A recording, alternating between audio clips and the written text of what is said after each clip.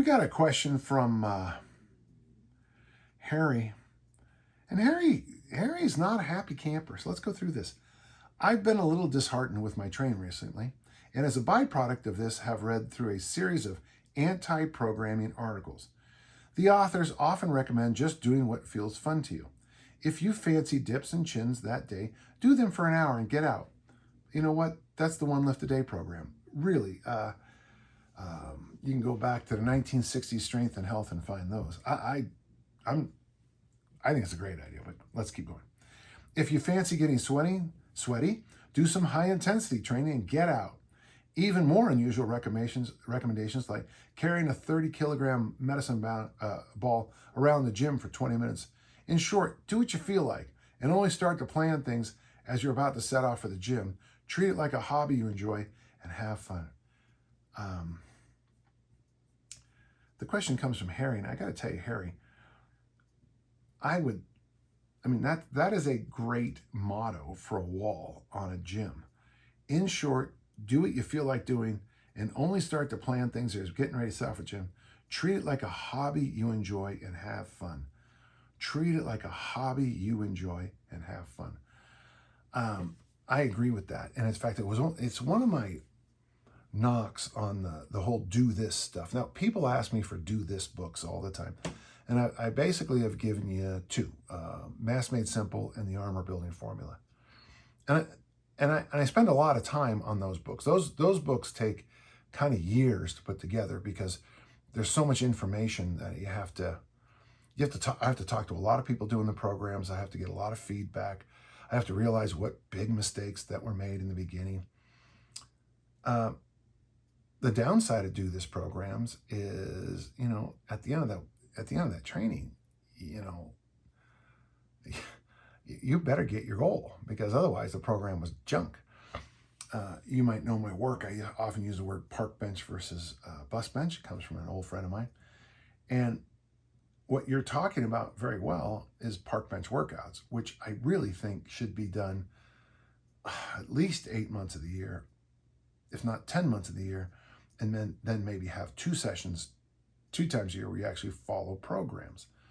Now, from what I read online, everybody follows every program absolutely perfectly, and they do everything that the author of the program does. You obviously know I'm kidding because that's not true. So I'm answering your question before the question's finished because I think that's a great idea. Is it perfect? Well, it's pretty good, which is the highest standard. Let's keep going. But I sure like this. Treat it like a hobby you enjoy and have fun. Have you ever had this feeling? Yes. It just feels like program after program, and when I'm doing shift work, sometimes I don't feel like hitting a 5-rep squat personal best, and then lose track of the program and end up skipping sessions. With summer approaching, I thought I might adopt these principles and see what happens. Shift work has definitely turned me into a program hopper, and I was wondering what thoughts you might have on this and what a Dan John anti-programming manifesto would look like. All right, so the Dan John anti-training manifesto. The number one thing I think you need to do is you're going to have a very simple chart. A very simple chart.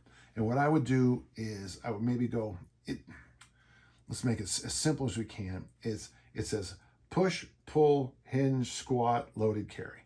And then maybe if you want to add you could add groundwork, ab work, walks to that, nap. In your case, it sounds like you might need one. And all I would ask you to do is that, and I would keep it as a weekly log and at least a 4 weekly log. Now, I was about to say month, but months have, 28, 29, 30, sometimes 28, 29, 30 and 31 days. And so they're not really perfectly 4 weeks. But every 4 weeks, sit down with your weekly checks and do a big check. And what I want you to look for is this. What's the balance of the exercises you choose? By the way, since you mentioned get sweaty, if you want to even have a little on your chart, a get sweaty part and maybe mobility part. I like this idea. A rucking, a walking part. God, that'd be great. And then what you do is every week, all you're measuring is this. How many checks are in each one of the boxes? So at the end of the first week, you look at, and you've got, you worked out 3 times, and on every workout you pushed, you only pulled on one workout, you only squatted on one workout, which is fine. I mean, there's nothing. You didn't hinge, you didn't load a carry, you didn't do ab work, you didn't do mobility work. I would look at the end of that week and say, okay, there's my gaps. I got to make sure that even if I don't feel like squatting, I toss in some squats. So maybe goblet squats become part of your warm-up. Maybe prisoner squats become something you do after a walk. These are just names, folks. Don't worry about it. You don't have any hinges, so yeah, you know what? I'm going to start, on the get sweaty days, I'm going to make sure I add, in my warm-up or after the sweaty part, I'm going to practice my deadlift technique with the heels together, or the snatch grip, or whatever. A thick bar is always a good answer. And what I want you to do at the end of every week is just count those check marks. Look at the check marks that you have. And if you want to go Monday, Tuesday, Wednesday, Thursday, Friday, Saturday, Sunday, and you, for example, after doing this for a month, you've noticed that the entire month you've checked mobility 7 days a week, you've checked walk 7 days a week, you've checked abs 7 days a week. And as you sit there, you say to yourself, jeepers, I feel good. Well, yeah, it's because you walked for 28 days. It's because you did mobility 28 days. If you see glaring holes, then you can just, adapt. I love this idea. I'm a big believer in the park bench workouts. It's when you kind of just come to the gym and either do it like I do, like sometimes when I'm working on the Olympic lifts, I do easy strength for Olympic lifting. Sometimes I'll just say to myself, there's days to go heavy, and then there's today. And I give myself a break, and I go lighter and maybe up the reps. If I'm supposed to do, like in one of the programs I have, easy strength for Olympic lifting, I'm supposed to do 3 sets of 3 in the clean and press, 3 sets of 3 in the snatch, and I think it's 3 singles in the clean and jerk, and then I go off and walk. Easy day, easy. It's not hard. But if I find myself stressing out about that, I fold my arms and say, what's going on here? I have a hard workout that I do 3 days a week. Now this is a bus bench. I'm expecting something to happen. That's where I do 5 sets of 3 in the clean and press. It's where I do snatches, 8 doubles, clean and jerk, 8 singles, then 5 sets of 5 in the front squat. And I strive to do it every minute on the minute. I got to tell you, folks, it's a hard workout. I do that 3 days a week for a couple of weeks. And at the end of that, I expect something to happen. Easy strength and what you're suggesting, these are those ones that I want you to leave the gym feeling better than when you went in. With the park bench workouts, you want to leave the program happy that you did the program. And that's the $1 million difference, okay? I like your idea. The only thing I want you to do is make sure you chart out and make sure you're covering all the bases. The issue that sometimes will happen is when you let people, it's the old word that Larry Scott used, that Joe Weider used.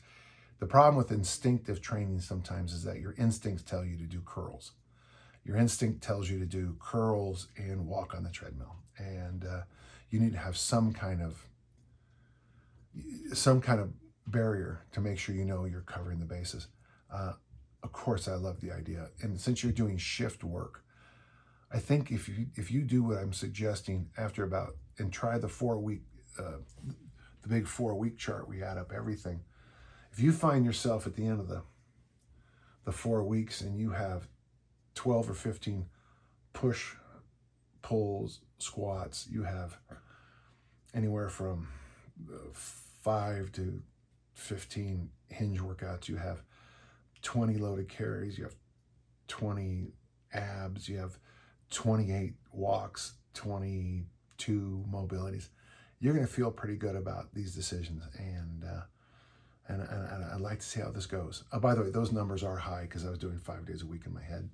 But for 3 days a week, it would be cool to see that 12 push, 12 pull, 12 squat, 6 to 12 hinge, 12 loaded carries, 20 walks, and I don't know, 18 mobilities.